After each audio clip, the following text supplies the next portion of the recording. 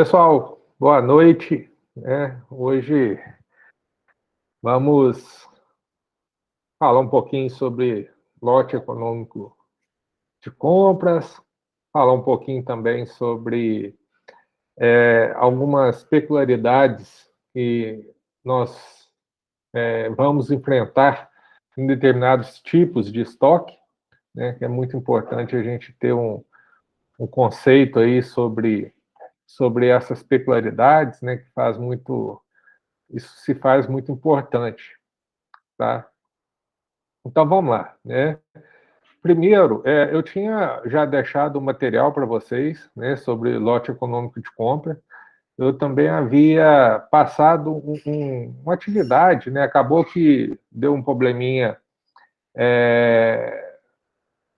deu um probleminha na,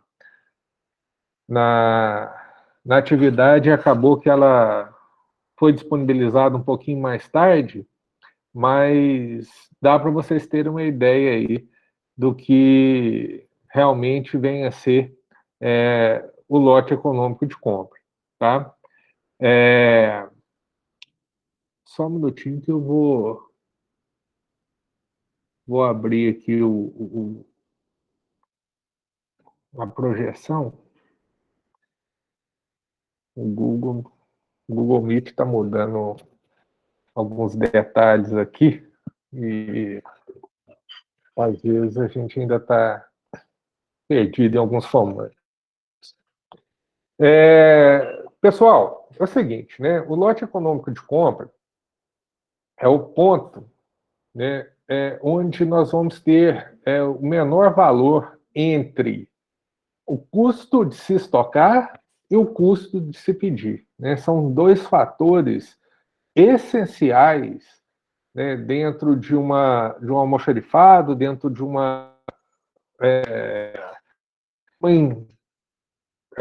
de um estoque, né? Vamos colocar assim. E quando a gente fala em leque, né, a gente está falando justamente na junção, né, do custo total com a quantidade a ser pedida, né? Que a gente vai ter um valor ótimo de estoque, né, em termos de quantidade, sem onerar muito a empresa, né, sem a gente deixar ela sem capital. Então, esse seria o conceito de lote econômico de compra. Eu chamo a atenção que nem todos os produtos nós conseguimos utilizar essa metodologia, nem sempre, tá? Porque a gente precisa ter alguns requisitos para que a gente possa realmente fazer esse cálculo que pode e que possa realmente ser uma ferramenta útil. Primeiro dele, você tem que ter uma demanda relativamente conhecida, né? Vocês notaram, quem fez as atividades, vocês provavelmente notaram que nós temos aí, né, em todos os exercícios, uma quantidade, né, uma demanda já bem estabelecida. Lógico que pequenas oscilações, né, é normal em qualquer empresa, e isso não vai afetar o lote econômico de compra, tá? O que é difícil se a gente não conhecer é quando tem uma oscilação gigante, né? Por exemplo, no mês a demanda foi de 1.000, no próximo mês foi para 3.500, no terceiro mês voltou a 700, aí fica complicado a gente trabalhar com lote econômico de compra, porque é uma demanda muito inconstante, tá? Então, quando a demanda é constante, ok, a gente trabalha perfeitamente. Os itens são comprados, né, em lote e não uma forma contínua. Isso também é muito importante. E o lote econômico de compra vai ser uma ferramenta essencial quando a gente estiver trabalhando a nossa próxima matéria, vamos colocar assim, que é a curva ABC. Por quê? Quando a gente estiver trabalhando em curva ABC, as grandes empresas, por exemplo, quando a gente classifica um estoque em A, são aqueles itens que têm um valor econômico, um valor de importância maior para a organização. Então, geralmente, se aplica o lote econômico de compra depois que a gente faz essa classificação ABC, tá? A gente aplica, geralmente, o lote econômico de compra nos itens de categoria A. No supermercado, por exemplo, é impossível a gente fazer lote econômico de compras de todos os itens. Mas a gente pode fazer uma classificação ABC. Dentro da classificação ABC, a gente pode aplicar o lote econômico de compra nos itens classificados como A. Tá? Eu tinha deixado, acho que 2 artigos ou 3 artigos que mostravam exatamente isso. Tá? Onde se faz uma classificação ABC e dentro dessa classificação ABC traz para o lote econômico de compra daqueles itens mais que tem um valor maior para a organização. Tá? Para isso, né, para que a gente tenha sucesso também, a gente tem que ter conhecimento de 2 custos fundamentais que está até na fórmula, que é o custo de estocagem e o custo de pedido. Dentro do custo de estocagem, a gente tem o custo de pessoal, tá? A gente tem o custo de manutenção, a gente tem o custo, né, predial, seria aluguel ou depreciação do imóvel, o custo de oportunidade, porque é muito fácil, né? Isso aí é um erro que muitos administradores têm, que, por exemplo, eu tenho um depósito, estou armazenando, estocando café no centro da cidade, né? Só que o armazém é meu. Vamos colocar esse exemplo. E aí, hipoteticamente, eu estaria deixando de ganhar, né, um valor se eu alugasse aquele imóvel. Então, mesmo eu sendo proprietário de um determinado bem, que eu estou utilizando para estocagem, eu tenho que considerar também o custo de estocagem, desculpa, o custo que está me gerando a oportunidade de não estar colocando aquele imóvel à venda ou em aluguel, por exemplo. Então, o custo predial seria esse valor, tá? E aí, gente, quem quiser, tiver dúvida, eu estou com a tela aberta aqui, eu não estou enxergando, às vezes, a mãozinha de vocês podem abrir o microfone e me chamar que a gente para e eu né, explico mais detalhadamente para vocês. E o outro custo é o custo de pedido, né? Que seria, tá? Quantidade de pedidos, gente. Cada pedido gerado, né, vamos imaginar uma compra virtual. Vamos trazer para o nosso mundo. Você vai fazer uma compra lá no Magazine Luiza. Às vezes você fez uma compra de 3 itens e esqueceu um terceiro. O custo vai ser maior, não vai? Por quê? Se você comprasse tudo numa única compra, o custo de processamento seria menor, porque, vamos imaginar, eu vou parcelar aquilo ali em tantas vezes. Se eu talvez tivesse comprado todos os itens no mesmo pedido, eu conseguiria um parcelamento em mais vezes, em 4, em 5 vezes, porque geralmente tem um valor mínimo de fatura. Se eu deixei de comprar um item, depois eu vou pedir, eu vou incorrer, né? O custo financeiro, porque eu não vou conseguir, às vezes, um parcelamento tão vantajoso como se eu tivesse comprado um lote único. Eu vou ter que pagar maior custo de frete. Tá vendo? Então, quando a gente aumenta a quantidade de pedidos, a gente também vai aumentar as despesas de fazer esse pedido. Então, isso é muito importante, tá? A gente ter essa ideia, né? Qual que é o custo para mim realizar um pedido, né? Então, a gente faz essa, essa analogia, tá? Dentro da manutenção do estoque, gente, abrir mais essa somatória de custos, né? Quando a gente fala custos de estoques, né? Nós chamamos até custo sistemático, parece que não mudou o slide, né? Ele está com isso agora. Gente, só um minutinho aqui que eu vou voltar.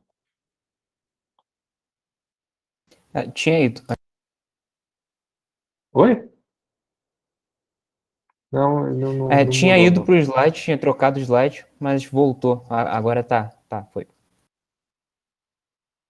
Eu acho que não está no. Eu estou com o celular aberto aqui também, não está no que eu estou precisando. Mas, ok, depois a gente vê aqui que não tem nada, não tem nenhuma tela agora, não. Mas, o que eu estava falando? Dentro desses custos de estocagem, nós temos um somatório de outros custos, tá? Como eu falei, né? Capital, armazenagens, seguros, perdas, tá? Você mantém um produto em estoque, você lembra que a gente falou sobre perdas por avarias, Professor, perdas... agora não tá aparecendo nada.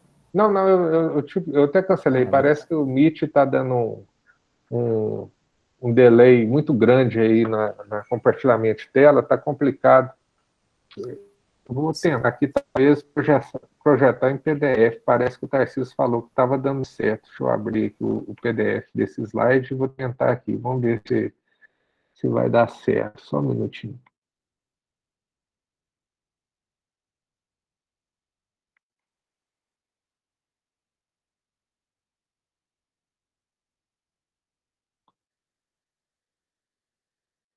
Parece que o Google Meet está passando por uma atualização e isso, o PowerPoint não está sendo compatível com ele, não sei por quê. Parece que eles querem que utilize aquele apresentador de slide da própria da Google lá, mas ele é bem fraquinho. Deixa eu ver se eu consigo aqui colocar em tela inteira.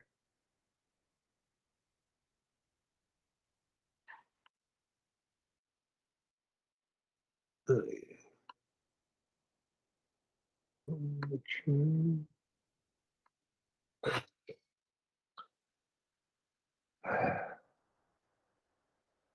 Isso, agora foi. Então, gente, os custos de pedidos, né, seria aqueles, né, que são, como eu falei, né, oriundos do transporte, das despesas gerais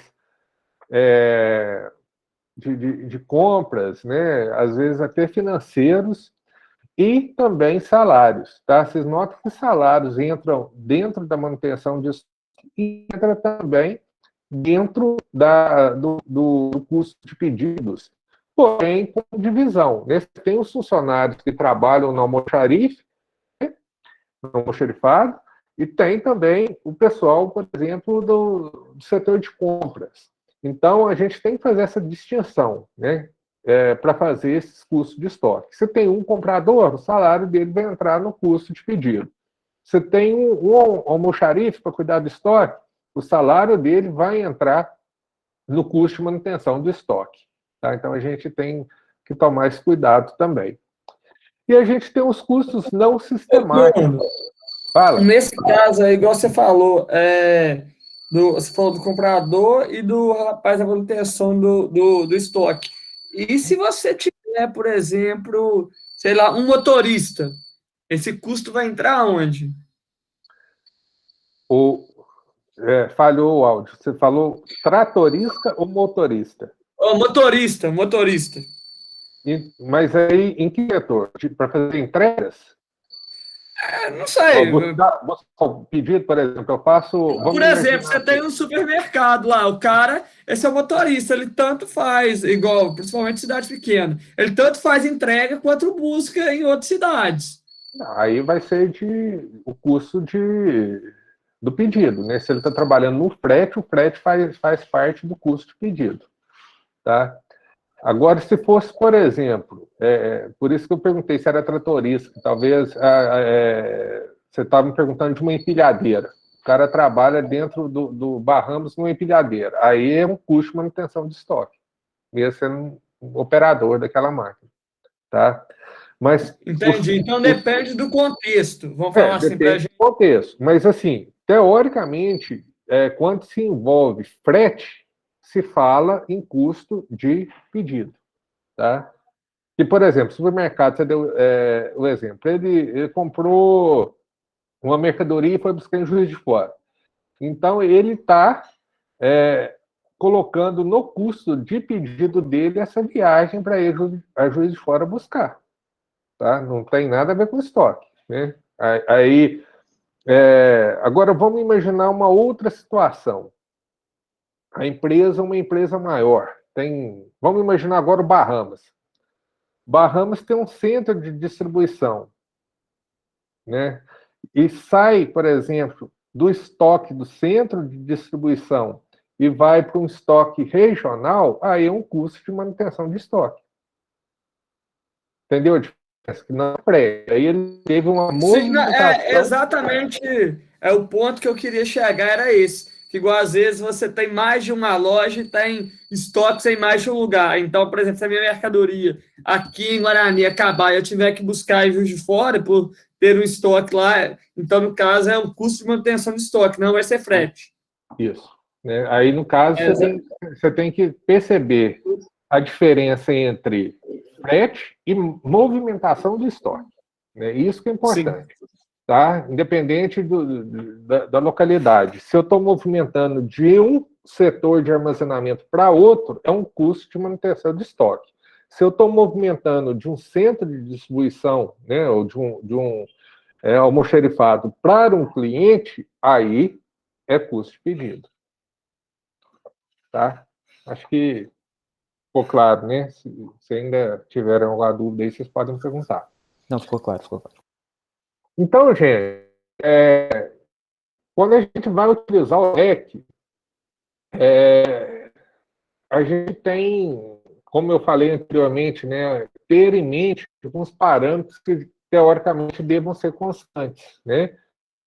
Como preço daquele produto, que se a gente viu que a gente tem um valor também, né? A demanda, o consumo, a manutenção daquele estoque, então tem que ser valores realmente bem conhecidos, tá? O leque também não leva... eu gosto de colocar também os lados negativos, ele não leva em consideração, por exemplo, situações vantajosas.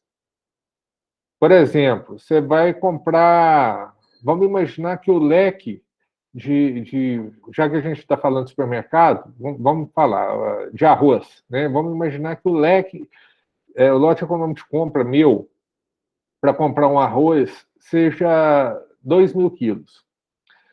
Porém, a indústria me dá um desconto se eu comprar um caminhão de 20 toneladas. Né? Então, ele não traz essa vantagem no cálculo. Né? Se eu tenho uma condição de redução de preço por quantidade, né, aí é uma situação que deve ser avaliada, né, administrativamente. Vale a pena eu utilizar o lote econômico de compra ou vale a pena eu comprar um lote maior, tá, e aumentar o meu custo de manutenção do estoque? Tá? Então, isso aí a gente vai colocar na balança, né, para ver se realmente vale a pena. Tá?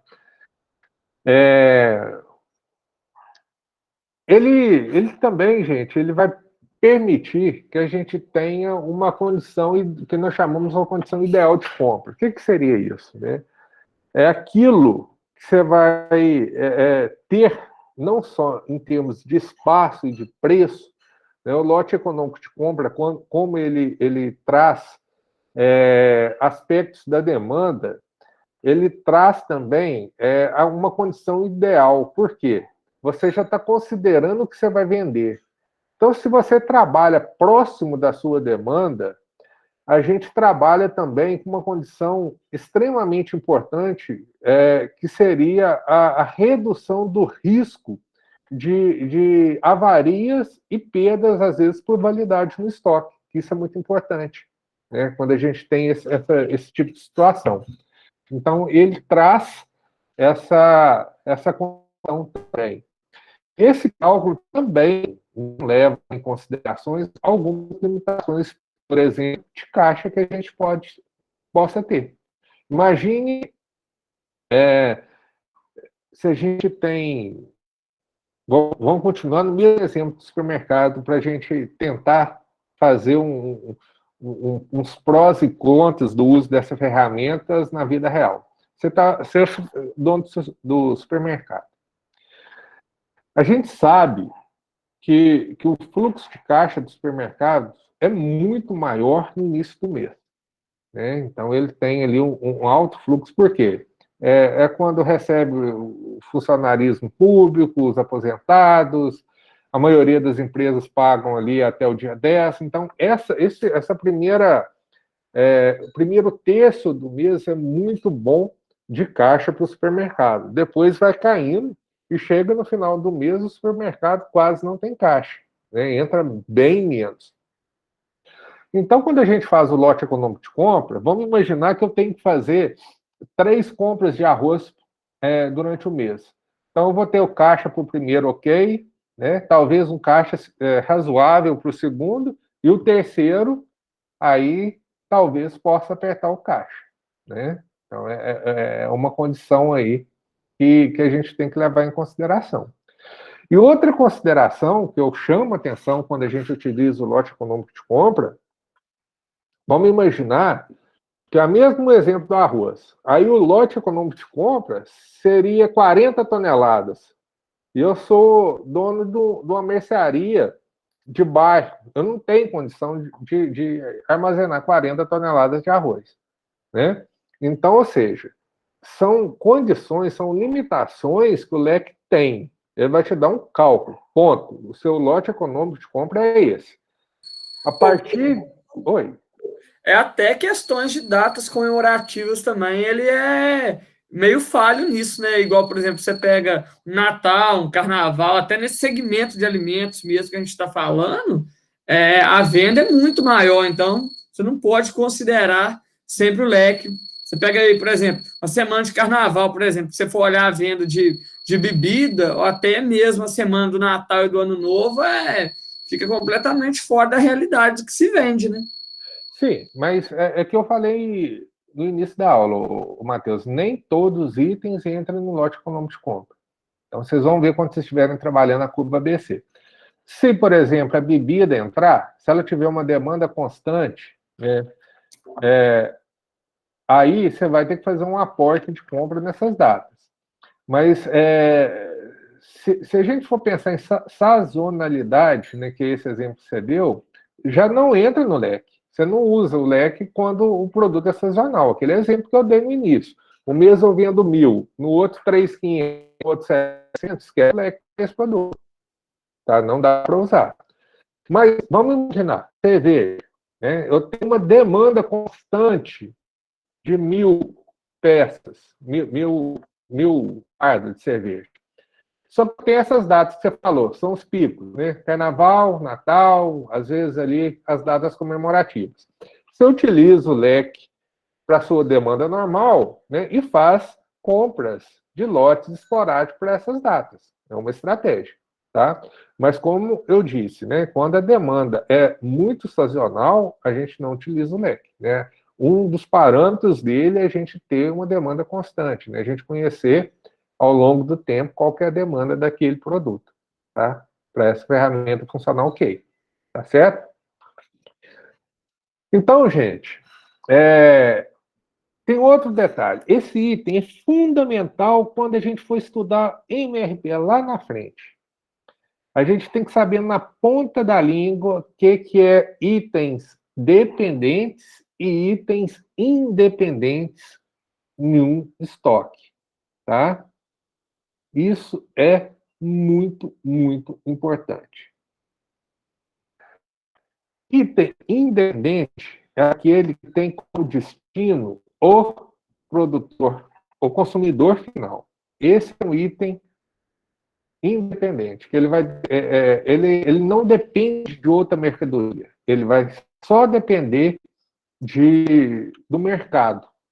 Isso é o conceito de um item independente, tá?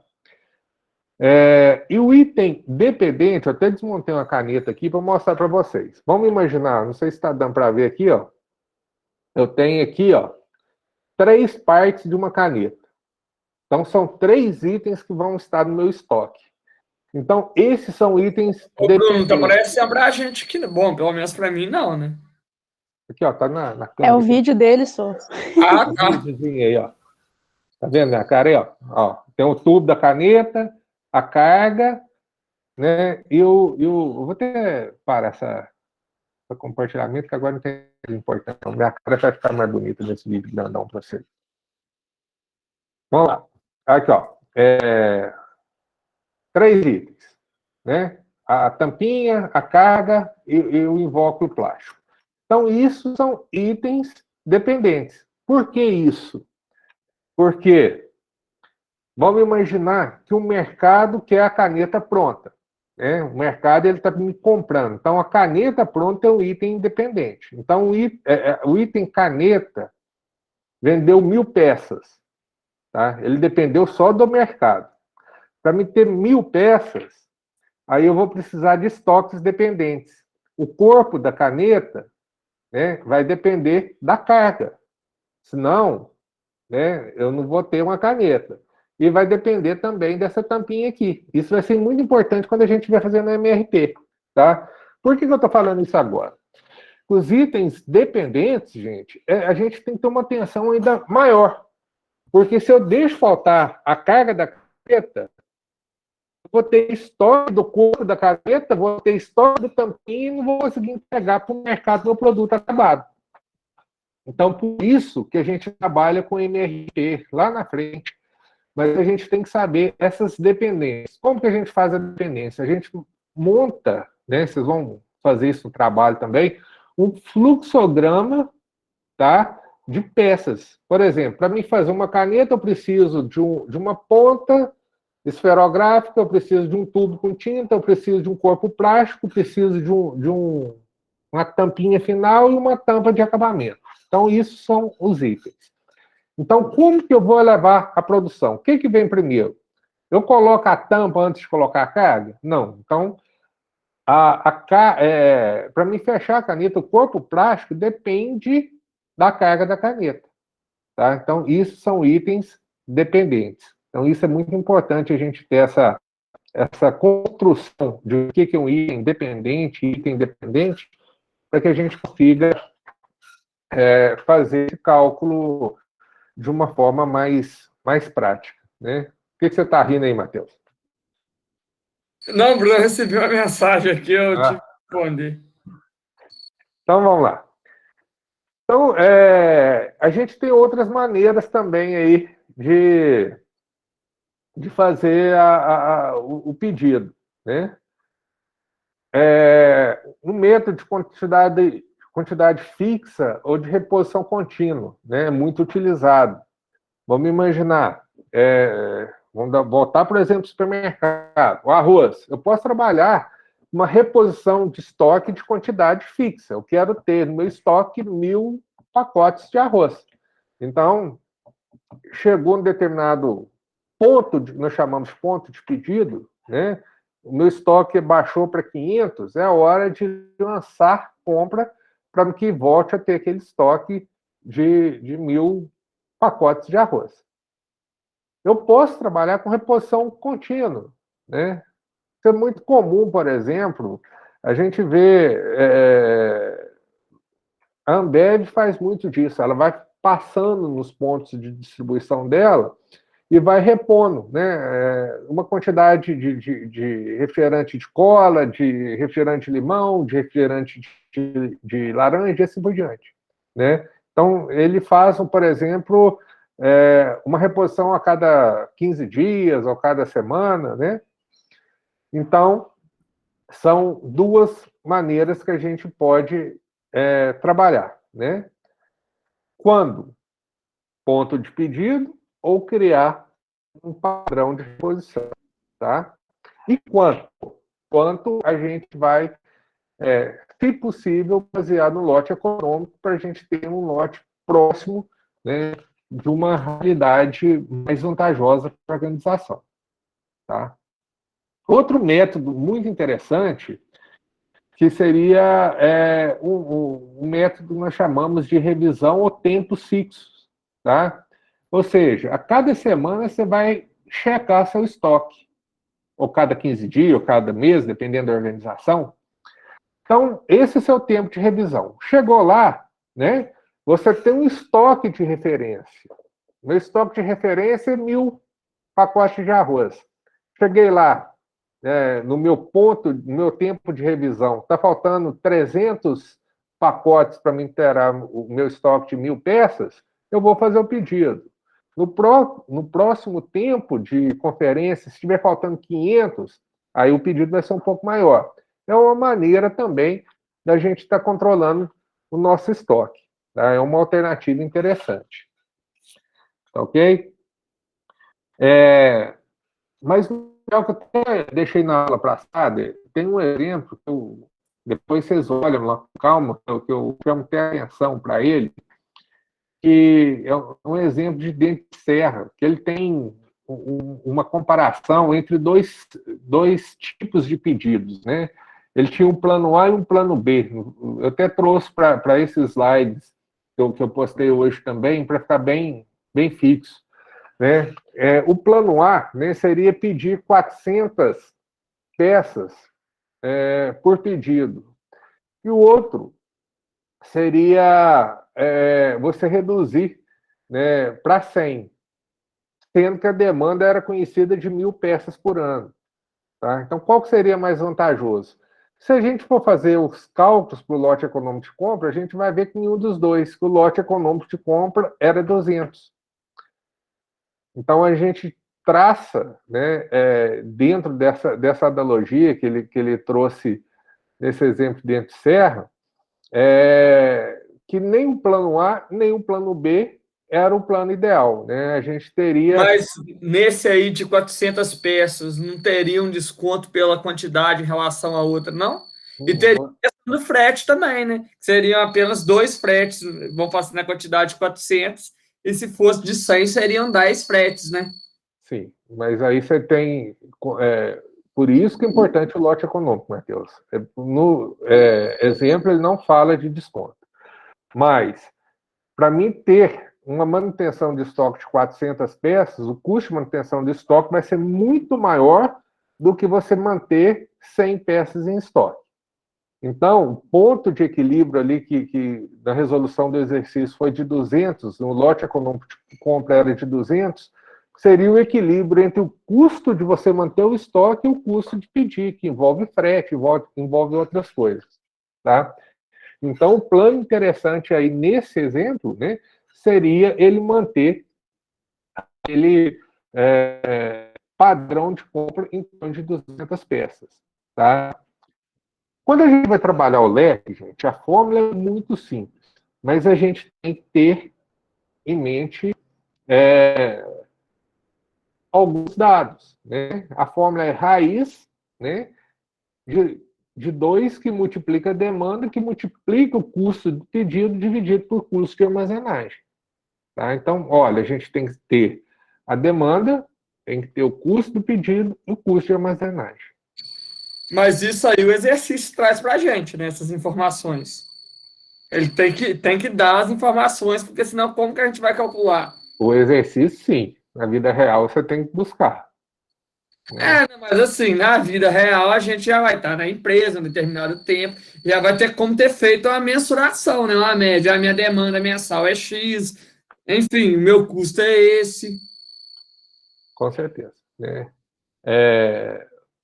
Quando eu sempre falo pro pessoal, né, que sempre está trabalhando com qualquer exercício que envolva cálculo, se não tiver explícito no exemplo, atribua um custo 1. Por exemplo, vamos colocar que o custo de armazenagem não está claro. Dá um custo 1 para ele. Isso eu estou falando em termos de exercício, viu, gente? Às vezes, no exercício, fala assim, o custo do pedido é 2, e o custo de armazenagem é 20% do preço de compra. Tá? Então, aí você vai calcular o valor, né, às vezes no exercício vai ter lá, a peça custa R$6, então você vai calcular os 20% sobre os R$6, vai ser o custo de armazenagem. Então, isso eu estou falando em termos de exercício, não de vida real, sempre que a gente tiver um enunciado, prestem atenção no enunciado. Ele sempre vai trazer, às vezes não de forma clara, mas ele sempre vai trazer essas informações.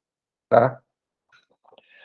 Quando a gente tem um leque, gente, a gente já consegue 2 itens fundamentais para uma empresa. Né? Quando você consegue o leque, você consegue calcular o tempo entre os pedidos. Por que a gente vai fazer isso? Você vai dividir o leque pela demanda. Tá? E você consegue também a frequência de pedidos. Você vai dividir, aí você inverte. Você vai dividir a demanda pelo leque. Né? O que vai acontecer? Eu vou tentar projetar aqui a tela para vocês terem uma ideia. Só um minutinho. Vamos lá.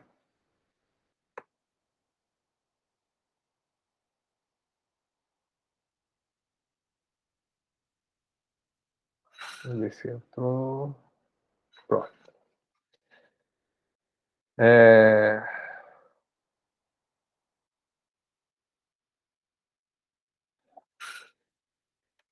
Esse exemplo que a gente estava colocando, né? Se eu for passar o valor dele para o leque, né, os valores, vamos ler o enunciado que a gente vai entender melhor. Né? Então, nós temos 2 políticas. Plano A, representando pela linha contínua, tal, que envolve 400 pedidos por mês. Então, ele já traz aqui, ó, a demanda, tá? A demanda corre a 1.000 unidades por ano. Então, nós temos a demanda, tá? E nós temos também, né, o plano B, aonde que ele vai trabalhar com uma demanda, com um pedido menor, tá? Eu não trouxe o exercício todo, mas ele traz que o custo de pedido, parece, na outra parte do exercício que está nos slides da aula anterior, seria de 20, né? E o custo de manutenção de estoque, né? O custo de armazenagem seria 1. Né? Então, a gente vai transferir os valores, né, para a fórmula e a gente vai achar o leque. Se a gente fazer esse cálculo aqui, vocês vão chegar no resultado de 200. Tá? Quando eu tenho o leque, que seria os 200, se eu dividir ele pela demanda, eu vou ter um resultado de 0,2. Aí que eu quero chamar a atenção de vocês. O que significa 0,2? Tá? Aí que vem um pulo do gato. Né? Espera aí, se a minha demanda é anual, são 1.000 peças por ano, o que significa 0,2? Eu dividi os 200, que é o meu leque, pela minha demanda, deu 0,2. Eu não estou entendendo. Aí você vai pegar a quantidade de dias que você tem no ano e multiplicar por esse resultado. Aí você vai achar o tempo entre os pedidos. Então, ou seja, a gente sempre vai trabalhar, viu, gente? Já comentei isso em produção, é ano comercial, mês comercial, tá? Então vai ser o ano 360, mês 30, para que a gente tenha esse padrão. Então você pega o ano comercial, que é de 360 dias, multiplica por 0,2, você vai achar o resultado de 72 dias. Ou seja, a cada 72 dias você vai fazer um pedido. Ponto. Então, ali você já tem uma programação de compra. A cada 72 dias, eu vou ter que fazer aquele pedido. Frequência, né? Frequência é muito simples. Quantas vezes que eu vou pedir durante um ano? Se o meu lote econômico é de 200 e eu tenho uma demanda de 1.000, divide 1.000 por 200, você vai achar 5. Né? Então, você vai fazer 5 pedidos. Então, a sua frequência de pedidos anuais será de 5 pedidos. Matou a égua. Tá? O Matheus levantou uma questão aí dos pedidos sazonais, né? Então, a gente faz, né, quando a gente tem essa sazonalidade, né, ele até antecipou o que eu ia falar, né, é uma forma de ressuprimento através de um pedido único, né? Quando eu tenho um giro constante, como o exemplo que eu dei do arroz, tal, né? Produtos de conveniência, shampoo, coisas desse tipo, higiene pessoal. Então, a gente tem uma demanda constante. Você pode utilizar o leque sem sombra de dúvida. Eu tenho uma outra forma de ressuprimento, que é através de pedidos únicos. Ovo de Páscoa, eu não vou fazer o pedido de ovo de Páscoa todo mês, eu tenho que fazer o pedido perto da Páscoa, então é um pedido único, né? E acontece, por exemplo, com quem trabalha em loja de roupa, percebe isso muito, porque eu acho que é muito delicado, sabe, a gente trabalhar nesse setor. Que você tem a moda inverno, outono, inverno, primavera, verão, né? Então, você tem aquela sazonalidade, tá vendo? Então, o seu leque, a sua demanda não pode ser anual para aqueles produtos. A gente tem que diminuir ali os seus meses, tá? Quando eu trabalho com revista, né, hoje já é um item quase em desuso, né? Mas se eu trabalhasse com revistas, né, eu teria que ter mais cuidado ainda, porque pedido único. Não vendia a revista daquele mês, daquela semana, acabou. Né? Vai ficar no estoque lá, vai virar jornal para cachorro fazer xixi. Né?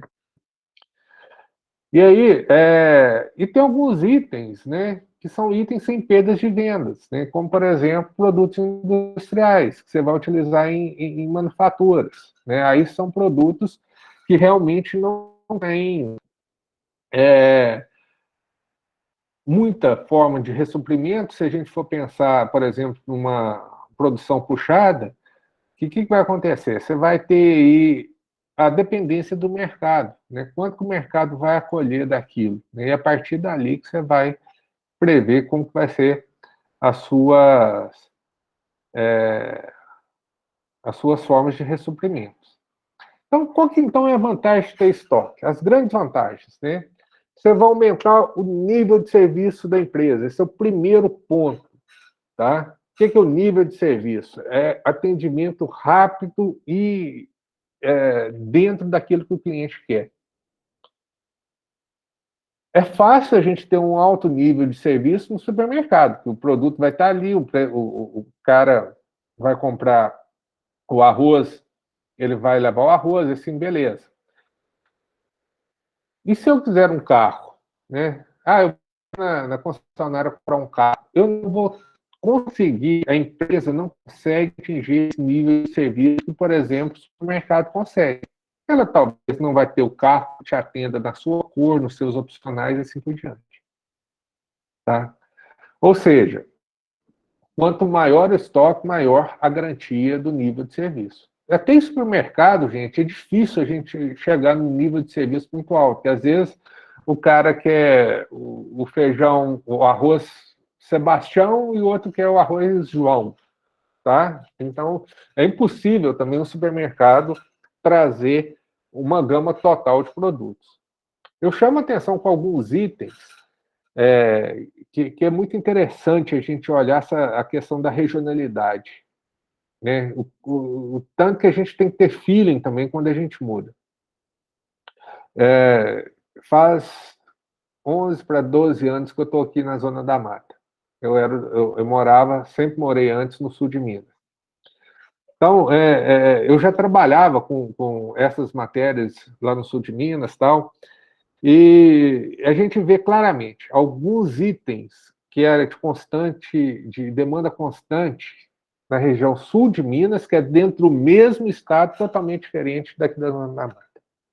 Vamos colocar um exemplo que eu estou falando desde o início da aula. O arroz. O arroz mais consumido aqui pelo custo-benefício na região é o arroz cepé. Cepé ou cepé, não sei como se pronuncia. É um arroz que todo supermercado que você for, você vai achar esse arroz. Você não acha esse arroz no sul de Minas. Zero. Nenhum supermercado vende cepé no sul de Minas. E lá o arroz mais comercializado é o arroz Corepil. E você não acha arroz Coripiu aqui na Zona da Mata. Olha que interessante, né? Como a gente cria essa diferença de produtos dentro de regiões mesmo, né? Então aí você vai ter diferenças de farinha de trigo, você vai ver diferença no óleo de soja, você vai ver várias diferenças, assim, é muito interessante a gente estudar o mercado, porque a gente entende um pouco mais sobre essas questões de regionalidade, isso é muito importante. Então, para a gente ter um alto nível de serviço, a gente tem que ter entrega rápida, não deixar faltar, ou o mínimo de falta possível, tá? Você trabalhar com um baixo risco de interrupção do fluxo logístico, tá? Ou seja, deixar de entregar e deixar de receber aquele produto, tá? Às vezes, o estoque também proporciona alguma vantagem na negociação de compras de lotes maiores, tá? E você tem também uma prevenção contra contingências, né? Eu gosto de trazer o que a gente viveu, vocês viveram, né? A greve dos caminhoneiros, né? A gente viu aí que quem tinha estoque de determinados itens, né, passou a ser ouro, né? Álcool, por exemplo. Eu precisava fazer uma viagem, aquela confusão, eu comprei o estoque de álcool do supermercado que fica embaixo da minha casa aqui, álcool normal, de Álcool casa. 90, o carro funciona com ele. Enfiei Eu cheguei a comprar. eu enfiei no tanque de gasolina e viajei com álcool do supermercado. Né? Estava precisando, era uma coisa urgente, né? E aí fui. Então, assim, alguns itens, né, essas contingências, quando a gente tem estoque, a gente consegue passar melhor por elas. Tá? Até no início da pandemia, né, Bruno? Questão de álcool, gel, máscara. No Teve início da algumas pandemia, reportagens sobre principalmente no estado de São Paulo, aquele cara lá, o Celso Russomano, do preço de máscara, que tinha gente que estava vendendo um pacote de máscara, sei lá, R$ 200, máscara descartável. Negócio assim. isso aí é fato. No início da pandemia, o Palácio do Planalto, lá, né, a casa lá do presidente, comprou máscara descartável, aquela máscara, acho que R$ 17 a unidade. Isso aí está no portal da transparência para todo mundo ver. É um absurdo, né? Independente de quem compra, o preço é um absurdo, né? Literalmente a cartelização, né? E aconteceu um outro fato, Matheus, interessante no início da pandemia, que é o medo do desabastecimento. Não foi só questão de máscara e álcool, não. Alimento. Eu lembro que a minha mãe me ligou um dia, ela estava voltando de Ubá de ônibus, ela falou: não, vem me buscar de carro que eu quero passar. Com essas palavras, no Norte de Minas eu quero comprar 2 pacotes de arroz, não sei quantos pacotes de açúcar, óleo, e até alguns supermercados, isso eu lembro que colocaram tantas unidades por pessoa, porque o próprio público estava naquela euforia: eu vou comprar, vou estocar, que eu não quero sair de casa, que vai faltar. Enfim, teve um pouco de marketing também para impulsionar as vendas nisso aí, né? Mas Não, eu acho que nem foi marketing. É uma questão assim de insegurança mesmo. Vai parar tudo. Se para a produção, não vai ter alimento. Eu estoquei. Assim, lógico que não para muito tempo, mas, por exemplo, comprei um saco de ração para meus cachorros, que eu pensei, vai parar a ração de pet, onde que eu vou comprar? Né? Comprei arroz, comprei feijão, comprei muito produto enlatado com durabilidade longa, né? Mas isso, né, o estoque vai garantir. É uma vantagem de ter estoque. E aí, gente, quando a gente fala em estoque, a gente tem uma outra medida, que é o giro do estoque. Tá? Ou seja, o que é o giro? Quando a gente fala em giro do estoque, é quanto tempo você vai demorar para girar, para vender aquele seu estoque. Tá? Então, isso não existe uma regra, não existe uma fórmula, não existe um modelo ideal. Por quê? Tem empresa que o giro de estoque é 10 dias, outra é 2 meses. Né? Eu até procurei esse artigo, não achei, mas já li que na Toyota ela gira o estoque dela 70 vezes por dia. Né? Então, eu estou falando da Toyota montadora, tá lá no Japão, né? Aqui no Brasil não. não é concessionária também não, na produção do carro. Então, a gente tem que saber o giro de estoque para a gente ter uma ideia do tempo de cobertura do estoque, né? Isso é muito importante, tá? E a partir daí, a gente tem outro item fundamental quando a gente fala no estoque, é o estoque de segurança. Então, se a gente está vendo tantas informações que a gente precisa para a gente ser um bom xarife, a gente precisa entender qual que é o lote mais econômico, a gente tem que entender em quanto tempo esse estoque meu vai girar, tá? E eu tenho que entender também a importância de ter um estoque de segurança, né? Que vai me garantir uma sobrevivência em termos de imprevistos. Tá? Esse estoque de segurança, gente, não é para ser usado. Porque eu vejo muita empresa fazer estoque de segurança da seguinte maneira. Eu vou estocar 200 peças, 50 de estoque de segurança. Então, esses 50 peças, esquece que ele está no seu estoque. Então, você vai trabalhar o seu ponto de pedido em cima dos 200. Você só vai entrar no estoque de segurança, como, por exemplo, aconteceu no início da pandemia, teve uma demanda maior de determinado produto, aí você pode entrar no estoque de segurança para atender um certo imprevisto.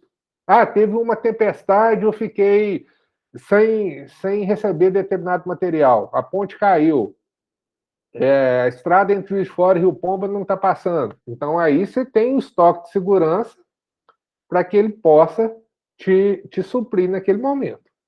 Ok? Mas esse estoque de segurança, ele continua na rotação, para não ter validade, né? Para não vencer os produtos. Sim. Guilherme, eu estou falando em questão de números. Você vai manter em determinados números, mas a rotatividade dele você não vai esquecer no canto do seu almoxarifado, não. Você só não vai utilizar o estoque de segurança no ponto de pedido. Tá? Então, a gente, por exemplo, eu quero manter um estoque de 200 peças com 50 de segurança. Então, teoricamente, meu estoque vai ser 250 peças. Só que eu vou trabalhar meu ponto de pedido, a minha cobertura de estoque, meu giro de estoque em cima dos 200. Os 50 ali só quando eu precisar. Tá? Entendi, beleza.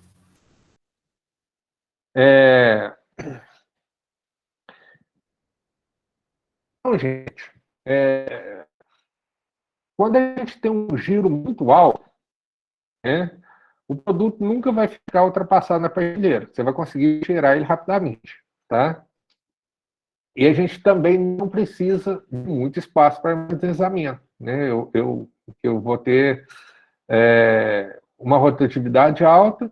Em casos, vamos imaginar, incêndio, um assalto, o seu prejuízo também será menor. Por quê?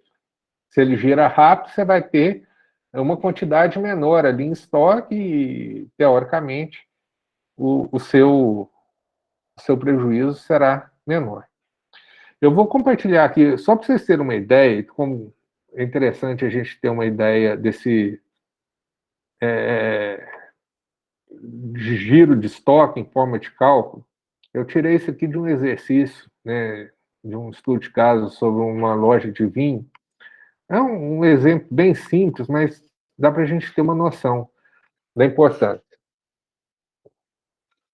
Para ver se vai compartilhar. Agora aparece. Vamos imaginar a seguinte situação, gente. Então, tem um importador que vai trabalhar com 3 tipos de vinho. Um vinho mais caro, que é um vinho Gran Reserva, que é um vinho considerado classe A, um reserva, que seria classe B, e um reservado, que seria classe C.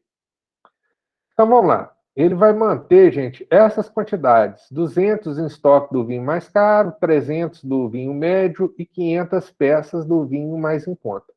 Tá? O custo por item, né, tá entre, né, o mais barato 3, 4 e 5. Esse negocinho aqui tá molando. Deixa eu ver se eu... Tá. Então, ele tem uma demanda anual de 2.000 peças do vinho mais barato, tá? 1.500 do vinho mediano e 1.000 do vinho mais caro, ok? E aí, gente, como que a gente vai calcular, por exemplo, meu valor de estoque, tá? Então, primeiro, a gente vai fazer um somatório do nível médio de estoque, tá? Ou seja, se ele mantém 500 peças a um custo de $3, você vai ter $1.500 em estoque do vinho reservado, né? Então, está aqui. Então, vai ser 500 vezes 3, 300 vezes 4, 200 vezes 5. Então, o custo do estoque, né, do capital parado, nesse exemplo, vai ser de $3.700, tá? E aí, qual que é a cobertura desse estoque? Como que eu vou descobrir? Você vai dividir o estoque pela sua demanda. O reservado, eu tenho um estoque de 500 garrafas, eu tenho uma demanda de 2.000 garrafas por ano. Então, vai dar 0,25, tá? Se eu for calcular por semana, que ele me pede, né, no enunciado do exercício, né, a cobertura semanal, né, você vai multiplicar por 50, que 50 seria o número comercial de semanas, tá? Se fosse por ano, né, vezes 360. Então, nesse exemplo, a cobertura do estoque de 500 garrafas vai segurar por 12 semanas e meia, tá? O reserva, eu vou ter uma cobertura de 10 semanas e o gran reserva de 10 semanas. Então, a gente já tem essa ideia. E aí a gente consegue até calcular também a sua cobertura de estoque médio, tá?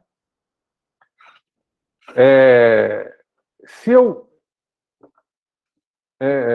fazer o somatório desse meu negócio de vinhos, eu vou ter uma demanda, independente de tipos, né? Eu vou ter uma demanda de 4.500 garrafas por ano, né? Então, eu pego essas 4.500 garrafas e vamos dividir pelas demandas do reservado, né?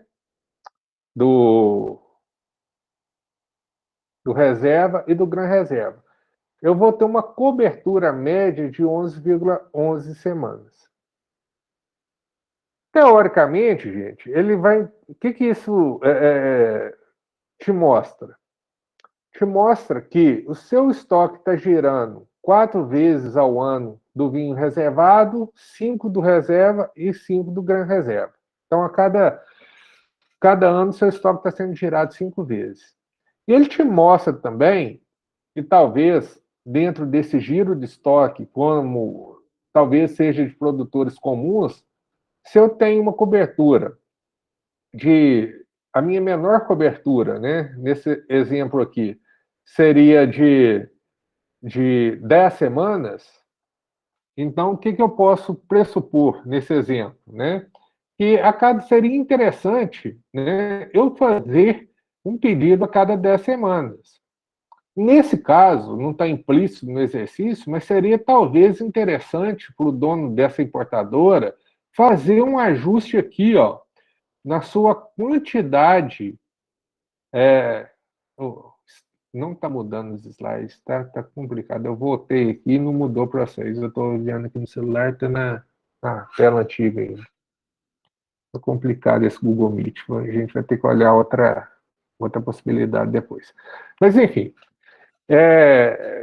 não está dando para projetar, mas se eu tenho 3 itens, que são itens que às vezes eu compro de mesmos fornecedores, eu tenho um giro de estoque de um item de 10 semanas, do item 2, 10 semanas, do item 3, 12 semanas, um giro um pouco mais longo, talvez seria mais interessante a gente ajustar o estoque para que a gente consiga, às vezes, ter giros dentro da mesma cobertura. E isso eu posso fazer, por exemplo, pedidos, em vez de 2 tipos de vinho, depois você faz do terceiro tipo, você faz um pedido único desses 3 tipos, né? Seria uma estratégia interessante para ser utilizado também, tá? E assim por diante. A gente pode fazer esse cálculo de giro de estoque de várias maneiras. Às vezes, você quer fazer o giro pelo valor que está no estoque. Vamos imaginar, por exemplo, que você vende... vamos pensar um produto aqui... sei lá, uma lapiseira. Né? Veio na minha cabeça uma lapiseira agora. Ela custa R$6, tá? E você... O estoque médio, né, desse produto de lapiseira seria de R$2.400, tá? Durante um ano, você vai vender 21.600 lapiseiras. R$21.600 em lapiseira. Então, eu quero saber qual que é o número de giros. Você está vendo que eu não falei, em momento algum, quantidade de lapiseira, eu só falei valor monetário.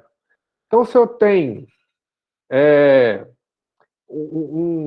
se eu vendo por ano R$21.600 em lapiseiras, e o estoque que eu mantenho de lapiseiras de R$2.400, se eu vou dividir isso, eu vou ter um total de 9 giros por ano.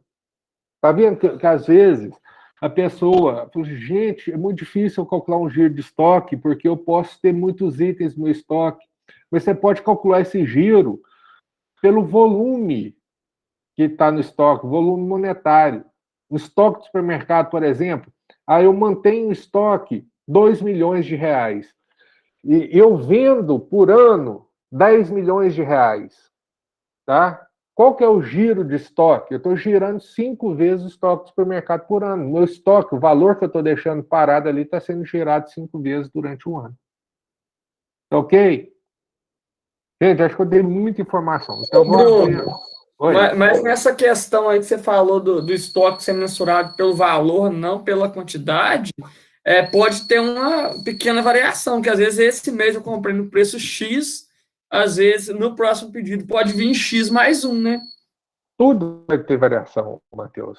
Porque a gente não trabalha com valores tabelados, então sempre vai acontecer variação. Mas, assim, a variação, nesse caso, ela é insignificante pela quantidade de giros, vai dar questão de dias, entendeu? Então, às vezes, o giro do seu estoque vai demorar um pouco, sei lá, uma semana a mais, uma semana a menos, mas vai ser questão de dias, né? Então, essa oscilação de preço, ela vai refletir justamente aí em algum tempo, para mais ou para menos.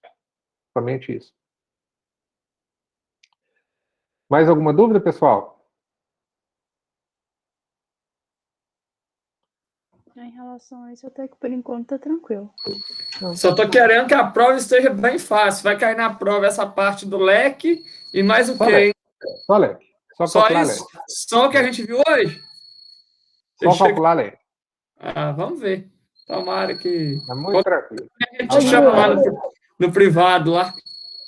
Em relação à prova, ela tá para valer, não vi quantas tentativas são, porque tá para abrir só 10 horas, se eu não me engano. Assim, estão 2 tentativas também, vai valer a primeira tentativa, a última, como que tá? Essa vai ser diferente, vai ser em forma de tarefa. Você vai baixar o arquivo, fazer o arquivo na mão, tá? Que vai ser cálculo, você vai me escanear, tirar foto, sei lá, e mandar o arquivo já são 8 exercícios. Tranquilo, então. O primeiro vale 1 ponto e os outros 7, 2, 1 ponto não. Tá como 1 ponto, mas na realidade é 0,1. Né? A prova vale...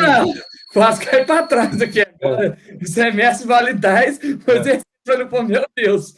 Não, ela vale 1,5. Né? Até vocês vão ver lá no enunciado, lá vai estar 1 ponto, 2 pontos, mas vocês consideram 0 aí na frente. Bruno, e outra coisa, essa atividade, sem ser a prova que tem para a gente entregar até no dia 14, ela também vale com participação, né? Sim, vale com frequência. Vamos falar só de fazer, né? Vamos falar assim, independente de estar certo ou errado. Sim.